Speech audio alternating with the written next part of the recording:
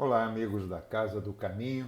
Hoje a gravação para a nossa aula de sábado, 29 de outubro de 2022. Gravamos anteriormente, claro, para encaminharmos, mas vamos nos encontrar pela data no dia 29 de outubro. O tema de hoje traz o Livro dos Espíritos, que é corrente no sábado para nós, e vai tratar, está lá no capítulo da Lei de Liberdade. Nós vamos pegar da questão 835 a 850. Então nós vamos tratar duas coisas, né? Liberdade de consciência e livre-arbítrio. Livre-arbítrio que a gente ouve tanto falar é aqui esmiuçado um pouco mais no Livro dos Espíritos. A gente vai tentar pegar aqui fazer um levantamento com as principais questões, porque o tempo é curto para discuti-las todas, mas serve aí como uma provocação para que vocês possam buscar o estudo completo no Livro dos Espíritos e tirar suas dúvidas, claro, com os instrutores que estão na Casa do Caminho, auxiliando, já que voltamos uma parcela das tarefas presenciais. Antes disso, eu estou com um aviso. Nós estamos finalzinho de outubro, né? 29 de outubro é a aula, então já temos novembro e logo sequência dezembro. Existe um conjunto de famílias, e eu vou pedir um pouco da atenção de vocês para esse, esse informe que eu vou dar. Existe um conjunto de famílias que são mantidos pela Casa do Caminho, auxiliados, na verdade, não mantidos, mas que têm nesse auxílio, que são as bolsas de alimento e essa bolsa especial de Natal, um fator importantíssimo no suprimento de alimentos e de outros elementos tão importantes ao dia a dia, à vida, como, por exemplo, material de higiene. É importante que a gente fique atento, porque eu sei que nesse momento a gente está, muitas pessoas com algumas dificuldades que foram criadas pós-pandemia ou durante a pandemia, questões financeiras que nos agravam e tudo. Mas assim, eu espero estar alcançando vocês num momento em que cada um de vocês possa efetivamente participar dessa contribuição. Se não na sua totalidade, cada bolsa, eu acho que está custando R$ 270 uma bolsa completa, um conjunto que vai ser entregue para essas famílias, na verdade, crianças, jovens, que vão estar sendo atendidos com um conjunto de roupa, com calçado, enfim, tudo que é necessário, minimamente necessário nesse momento para trajar e trazer algum conforto, alguma substância à vida desses jovens, desses adolescentes. Então, e crianças também. Então, uma atenção de vocês. Nós temos aqui o informe, tem conta corrente no Banco Itaú. Como é uma gravação, fica gravado, tá, gente? É só voltar um pouquinho, se passar. Então, Banco Itaú, agência 6021, e a conta corrente é 54311, dígito 8. Vou repetir, Banco Itaú, agência 6021, conta corrente 54311, dígito 8. Centro Espírita Casa do Caminho. Pode passar um Pix para lá também com o CNPJ. Facinho, é só entrar lá no site, entrar nas redes sociais, você pega o CNPJ da Casa do Caminho. Ou procura a Ana Paula, a Fátima Mendes, a Andréa Igreja ou a Juliana Garnier. Todas elas estão lá disponíveis na casa para atender a todos.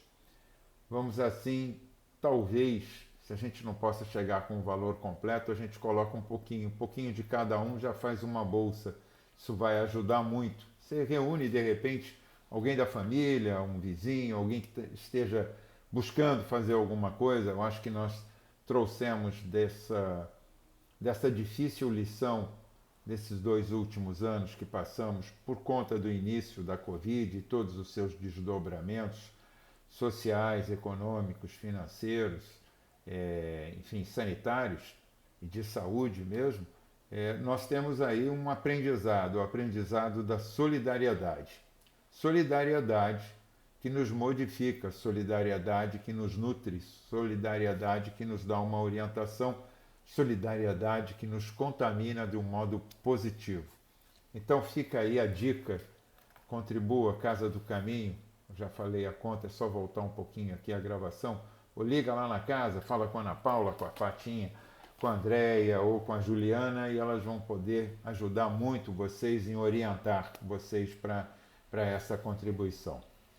Vamos ao nosso estudo do Livro dos Espíritos, sem antes fazermos baixar aqui um pouco a nossa bola, baixar um pouco a nossa orientação.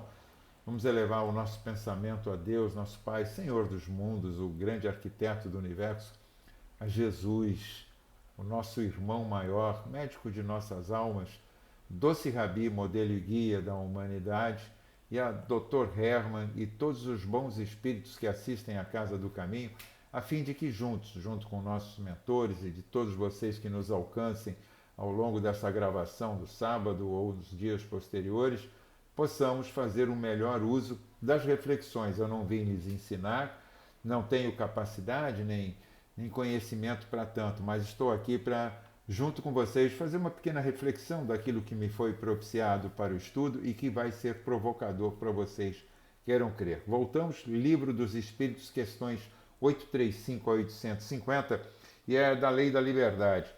Para não parecer que eu não estou sendo didático, porque eu não tenho a capacidade didática, não tenho esse esplendor da didática, a gente vai levando, né? Então eu estou aqui colocando para vocês a primeira questão, que é a 835. Será a liberdade de consciência uma consequência do pensamento? Essa, na verdade, é a questão 833, que ficou no estudo anterior, mas o pensamento, o livre pensar. A gente vai pensar, ninguém controla o nosso pensamento. Inclusive, ele coloca lá, no pensamento goza o homem de ilimitada liberdade. Assim o é com a nossa consciência. Só que o pensar gera ação. A consciência também registra a ação, fatos, consequências, andamentos, e nós vamos depois chegar lá no livre-arbítrio, que vem na sequência, que é a livre escolha. Então nós estamos aqui pensando, mas na questão da consciência é onde estão escritas as leis divinas. Nós já estudamos isso também em algum momento aí do Livro dos Espíritos, está bem amplamente divulgado no Evangelho, e é natural que a divindade tenha nos colocado nesse HD especial que nós temos, nossa mente, lá na consciência, essa capacidade de entender o que é certo e errado. Ah, mas os povos selvagens, vamos com calma para entender o que é selvagem e povo selvagem. Nós chegamos aqui no Brasil, eu falo nós porque somos espíritos reencarnantes, não estou afirmando, mas sempre há a possibilidade que já tenhamos estado aqui vezes anteriores. Não estaríamos chegando pela primeira vez na Terra Brasilis. Então, quando aqui chegamos, encontramos outros povos, os indígenas, que, como nós, haviam há pouco começado a formar suas tribos, a montar suas organizações. Eles possuíam um atraso em relação ao que era chamado a dita civilização, mas tinham muito e ainda têm muito a nos ensinar. Então, dentro desse momento, a gente já sabe o seguinte: não existe o povo selvagem, existe uma questão de moralidade desenvolvida em aspectos de cada sociedade, mas todas já têm essa inscrição do que é certo e errado. Ninguém põe a mão no fogo porque sabe que queima. Ninguém enfia a cabeça num balde porque sabe que se afoga. Você não vai fazer mal para o outro achando que aquilo, se acontecer com você, não vai te causar nada. Daí a máxima cristã: fazei ao teu próximo aquilo que deseja para ti mesmo. E aí entra a consciência, que é uma questão importante. Ela tem esse lastro. Para Carl Jung, que é o psicanalista pós-Freud, ele coloca que, na verdade, a consciência é o resultado do nosso inconsciente, dos nossos arquétipos. Então, nesse inconsciente, saindo ali do estudo da psicanálise, nós poderíamos entrar que nós temos hoje na nossa consciência escrito o resultado de todas as nossas experiências passadas, pregressas. Bom, mas não é dito que na reencarnação a gente tem o esquecimento no cotidiano, no dia a dia, nas coisas acontecendo. Claro, isso é uma lei natural, é uma lei de justiça e a misericórdia. Nós trazemos a nossa inconsciente, que forma o nosso consciente, Nós trazemos o resultado dessas experiências passadas. Somos hoje o melhor resultado de todas as nossas participações, encarnados e desencarnados, nas vidas anteriores, fosse essa vida material ou não. Então, o que é o consciente? É o formato pelo qual nós nos registramos e entendemos o nosso eu, o nosso self, temos a compreensão profunda do ser que somos. Quando vivemos muito superficialmente, nós não estamos vivendo com um consciente pleno, realizável, estudado complexo. Nós estamos vivendo num automatismo. É um processo. Quando nos drogamos, não é isso que é dito? Quando nos drogamos, perdemos a consciência de nós mesmos. Tá? Até um pouco mais à frente trata isso. Quando nos drogamos, seja pelas bebidas, sejam por drogas, lícitas ou não, excesso de remédios, enfim. Quando fazemos isso, perdemos a nossa consciência. Não perdemos a nossa responsabilidade. Não vamos usar isso como saída. Um pouquinho mais à frente para a gente não atropelar. Mas a perda da nossa consciência não é o fato de você desmaiar, perder o momento que está à volta, mas você perde a realização mais fina. Você perde a capacidade de perceber limites. Invadimos o próximo muito facilmente e somos facilmente invadíveis. Né? Nós vamos invadidos na realização dessa troca, dessa perda de registro da consciência. Então isso é importante que a gente tenha aqui muito bem lastreado. Lá na questão 839, se nós andarmos um pouquinho mais, será repreensível aquele que escandalize com a sua crença um outro que não pense como ele? Porque o livre pensar, a consciência, e ele está aqui trazendo escandalizar com uma crença, né? Não necessariamente, veja bem, uma religião, uma crença.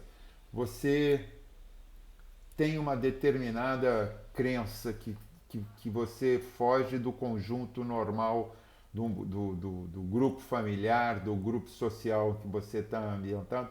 É natural. Isso é faltar com caridade e atentar contra a liberdade do pensamento. Por quê?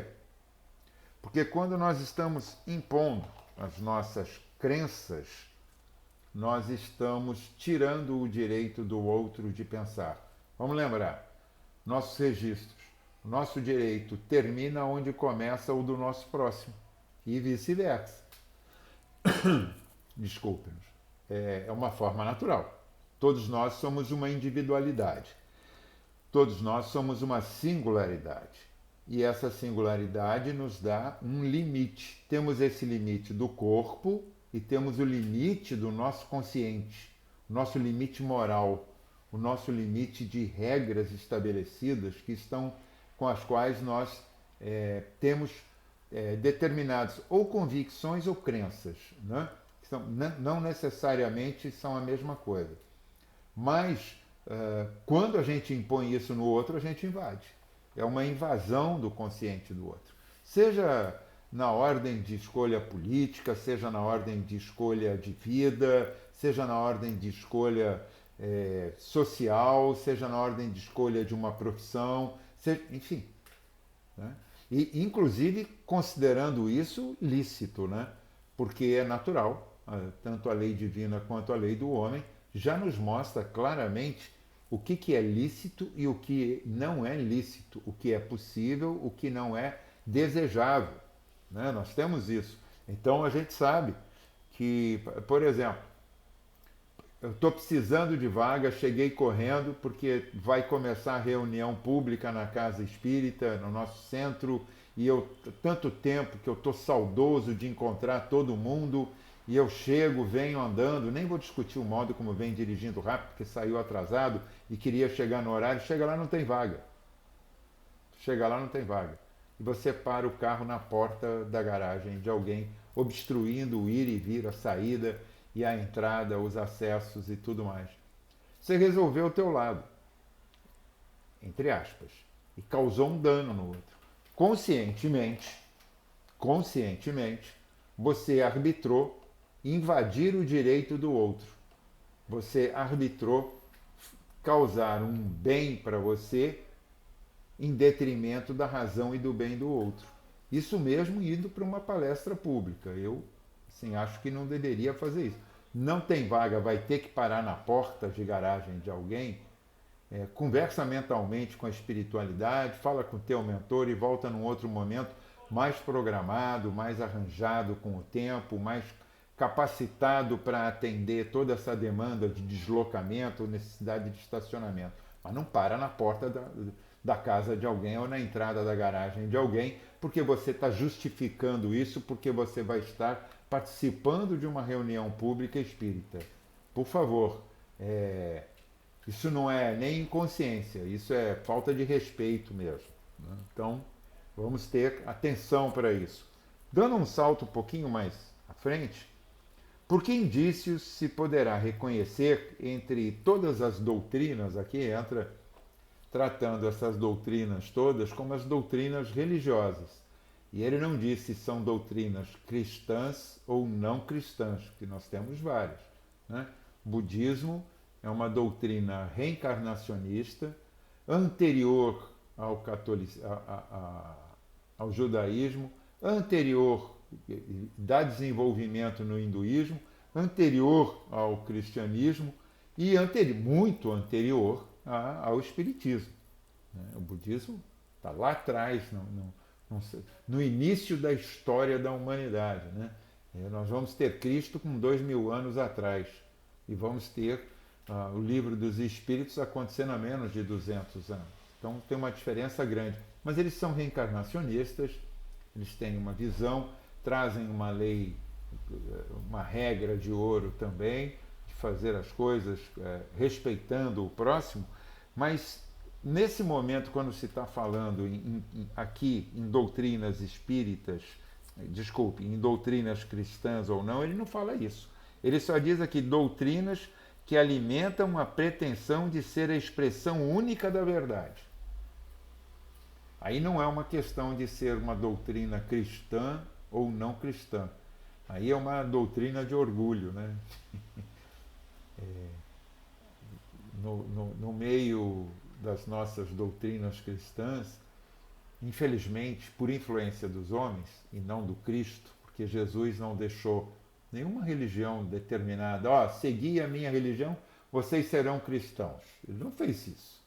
Deixou uma série de exemplos, um conjunto de exemplos, que formou naturalmente um conjunto de seres que passaram a entender aquele como um caminho de liberdade, como um caminho crível, como um caminho que lhes dava resposta a muitas coisas que antes não eram respondidas, que lhes trazia esperança, conforto, confiança, determinação, e se assim se formou o que se chama doutrina cristã primitiva.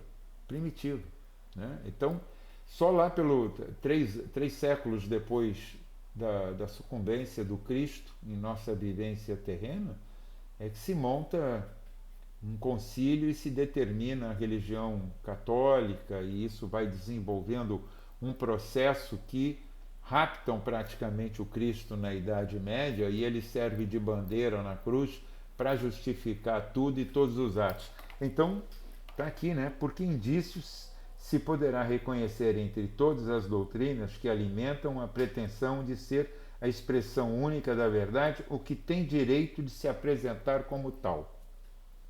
Nenhuma. Ninguém tem o direito de se apresentar como a mais certa. Nós somos um conjunto de conhecimentos, nós somos um conjunto de experiências vivendo ao longo dessa jornada terrena, desde pouco mais de 12, 15 mil anos, nós vamos usar um dado que é mais usado, de 15 a 12 mil anos, nós como sapiens paramos, deixamos de ser errantes, caçadores, exploradores, andando em círculos em determinadas regiões ou até avançando mais, como pequenos descobridores e também salteadores, né? Porque já era do nosso formato guerrear para roubar e tirar do outro aquilo que não tínhamos, vamos levar em conta que era o formato, era assim, e paramos para nos estabelecer e de uma certa forma, domesticar o nosso ânimo íntimo, domesticar a terra para começar a produzir através dela e extrair, e domesticamos animais que passaram a conviver conosco para a formação de uma rede de sustentação, de sustentabilidade. Se fala muito de sustentabilidade hoje, lá atrás era questão de sustentabilidade desses grupos que começaram a se formar, grupos que começaram a formar famílias, vilas, conjuntos, foram se desenvolvendo e chegamos hoje a quem somos. Ninguém tem razão de nada.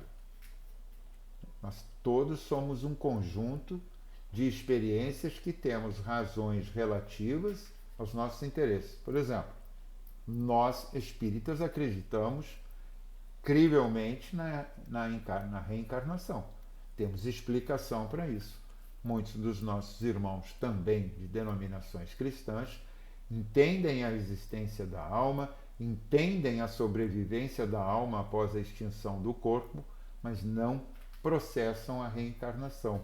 Para eles há uma expectativa de um momento muito longínquo lá na frente em que, quando tudo acabar, tudo recomeça. É mais ou menos isso. O juízo final seria isso, né?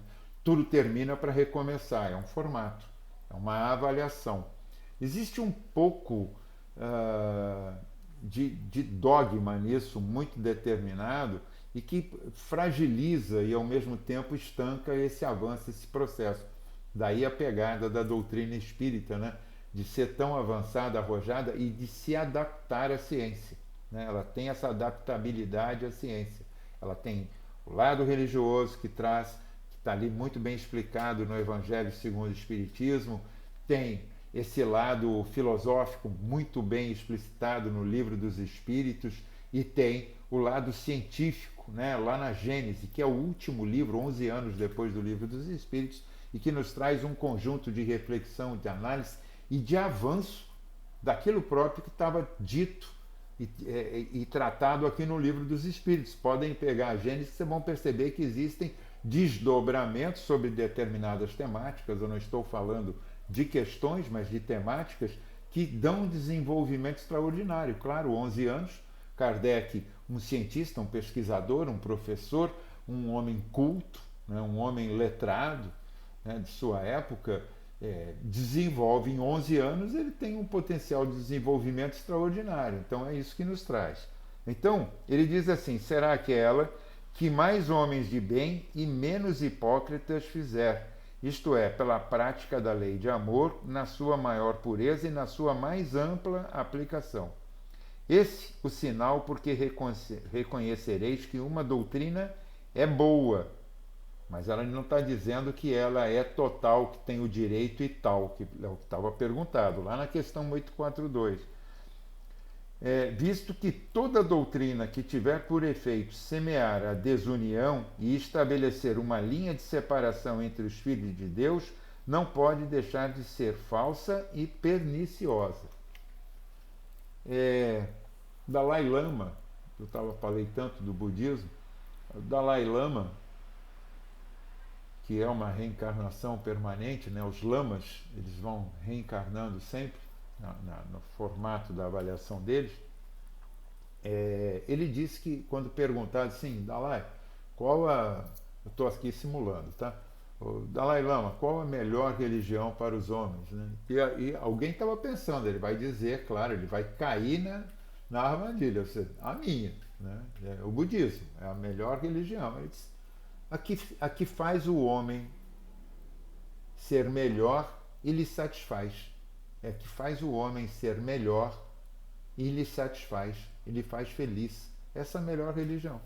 Então, para nós que estamos aqui na doutrina espírita, ela é a melhor, mas ela não é a única e não é a tal. Ela contribui com outras religiões? Pode, e vai contribuir muito, com certeza, mas ela não é única nem totalitária. Bom, isso foi uma pegada. Livre-arbítrio, lá na 843. Essa é uma... Se fosse direito, nós estaríamos dizendo para os senhores, assim, na leitura do direito humano, ela é cláusula pétrea. Né? Ela não tem discussão. Né? Ela é e ponto. Né? Por quê? porque nós desenvolvemos, nós somos a única raça com capacidade de ter livre escolha. Os nossos cérebros, como na teoria do cérebro trino,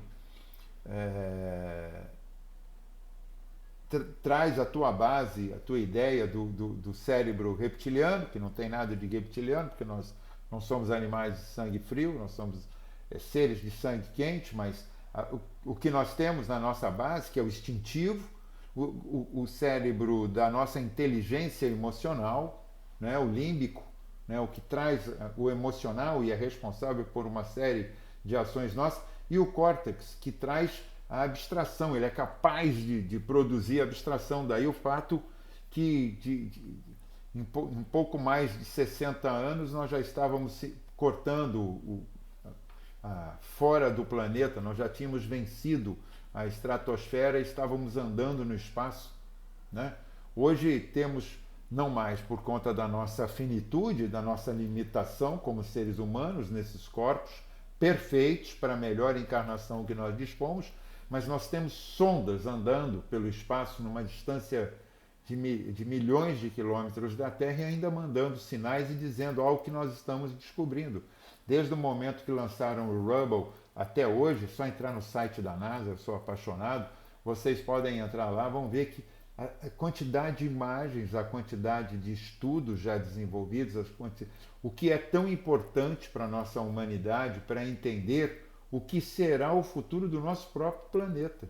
Daí muitas as moradas do nosso Pai. Nós estamos hoje aqui na Terra, mas daqui a 1,5 bilhão de anos, quando o Sol começar a colapsar, daqui a 1,5 bilhão de anos o Sol começa a colapsar. Ele vai ter um probleminha ali, vai estar sumindo um gás, vai estar sendo necessário queimar outro, e isso vai causar uma expansão que vai começar a causar um caos nesse espaço aqui dessa Via Láctea nossa, nesse pedacinho, esse cadinho que nós estamos aqui do Sistema Solar.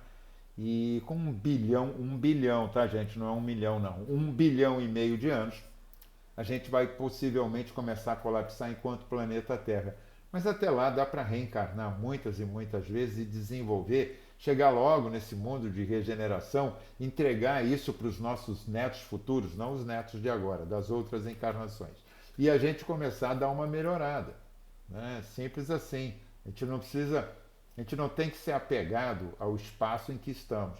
Nós temos que ter apego com a determinação, com a fé, com a esperança de que nós somos seres em evolução. Então, livre-arbítrio, tem o homem o livre-arbítrio de seus atos, pois que tem a liberdade de pensar, tenha igualmente a de obrar. E aí tem uma pegada, deixa eu ver se está aqui no meu computador, eu peguei uma passagem do Leon Denis, deixa eu ver aqui, no livro O Problema do Ser, do Destino e da Dor, o Leon Denis já nos fala e faz uma reflexão, eu vou repetir, tá? Leon Denis nos fala que o pensamento é criador, não atua somente em nossa volta, em nosso derredor. Ele influencia os nossos semelhantes também, para o bem ou para o mal. Olha aí, como o nosso pensamento, a gestação do nosso pensamento, que dá nossa livre-arbítrio, pode ser o formador de um obsessor encarnado. Como pode também ser de um espírito de luz que nós podemos ser na vida de outra pessoa quando influenciamos positivamente. Veja, isso tudo fruto do nosso pensamento, do nosso consciente, isso tudo fruto do livre-arbítrio que nós temos. Nós fazemos as nossas escolhas, nós determinamos o nosso caminho e determinamos seguir com aquilo que já temos escalado quando aqui chegamos. Algumas coisas não vai dar para fugir, não. Tem que resolver essa lei de ação e reação, de resgate, de recuperação, de reaprendizado, de refazimento. Isso faz parte. Mas para isso, uma inteligência, uma capacidade que nós temos, né? Vamos realizar. Nós somos a única raça realizando em todo o globo. Não existe outra raça que ocupe todo o globo terrestre. Nós somos os únicos. Todos os outros tiveram que se adaptar de outra forma ou são desdobramentos de raça. A raça humana tem essa capacidade, né, de viver. E ele diz, atua principalmente em nós, mas gera as nossas palavras e gera nossas ações. Aliás, modelamos com o nosso pensamento, como nós temos o livre-arbítrio, nós modelamos as nossas ações, nós modelamos matéria. O que nós produzimos em pensamento se torna uma matéria sutil, modelável. E aí a gente tem que ter cuidado, hein? Lá na questão 459. Os espíritos influenciam em nossas vidas? De fato, em muitas das vezes, são eles que vos conduzem e vos influenciam. Questão 459, vai lá olhar. Os espíritos atuam sobre isso. É nessa modelagem que nós fazemos do nosso livre pensar, das nossas livres escolhas, das nossas livres ações. Tudo isso é o livre-arbítrio. O livre-arbítrio é um conjunto que tem um início, um meio e fim. Né? Você pensa, vai para a realização e vê as consequências. Tudo isso está dentro de um processo do livre-arbítrio. Então, essa modelagem que nós fazemos é uma entrega para todos esses nossos irmãos que nos circundam nesse plano terreno, que estão ou não mais conveniados ao nosso modo de pensar. Portanto, o nosso pensamento determina as nossas companhias espirituais tanto quanto as nossas companhias carnais. Não é diga com quem você anda que eu vou dizer quem você é. Ao contrário, me diga quem você é, me mostra quem você é e eu já vou saber com quem que você realiza física e espiritualmente. Simples assim. Daí o fato do livre-arbítrio. Nós já estamos bem avançados aqui no nosso horário, já com 31 minutos, e aí só para finalizar, a posição social não constitui às vezes para o homem obstáculo à inteira liberdade de seus atos, desse livre-arbítrio. Existem alguns protocolos evidentes, existem algumas liturgias, alguns processos, existem algumas camadas, né? A monarquia era muito comum, mas você tem que saber o seguinte, você tem o livre pensar e a tua moralidade. Você não pode se esconder atrás disso. Senão, eu sou o resultado do que os outros querem. Não, nós somos resultados das nossas escolhas. Ponto. Então, entre o pensar, a capacidade de consciência e o livre-arbítrio, nós damos o resultado da presente modelagem que somos agora. Essa modelagem física, a modelagem do nosso pensamento, a modelagem com quem nós nos associamos, encarnados e desencarnados. Bom, chegamos aqui ao fechamento da nossa aula, que nós somos aqui apenas um facilitador, eu repito, um provocador, aquele que tentamos de alguma maneira entregar para vocês, facilitar a vocês essa condução na ida do Livro dos Espíritos. Hoje falamos aqui entre a questão 835 e 850, fizemos uma passagem rápida, pelo que eu espero que todos vocês possam buscar no livro mais profundamente e nos cursos da casa que certamente começarão a se desdobrar. Mais uma vez, o nosso muito obrigado pela oportunidade. Vamos encerrando, mantendo essa fé, essa convicção, esse olhar nesse modelo e guia da humanidade, Jesus, o doce Rabi, o irmão maior, e que move o íntimo, a bússola íntima da nossa moralidade, da nossa ética, da nossa busca pelo melhor, nesse norte verdadeiro que é Jesus. Fiquem todos com Deus. Muito obrigado.